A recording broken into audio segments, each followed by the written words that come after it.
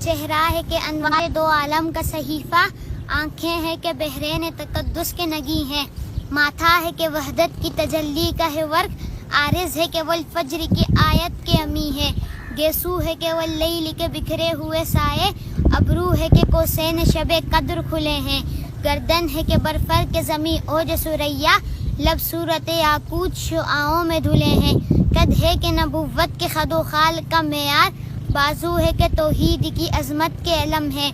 سینہ ہے کہ رمز دل ہستی کا خزینہ، پلکیں ہیں کہ الفاظ رخ لوح و قلم ہے، باتیں ہیں کہ طوبا کی چٹکتی ہوئی کلیاں، لہجہ ہے کہ یزداں کی زباں بول رہی ہے، خطبے ہیں کہ ساون کے امنڈتے ہوئے بادل، قراءت ہے کہ اسرار جہاں کھول رہی ہے،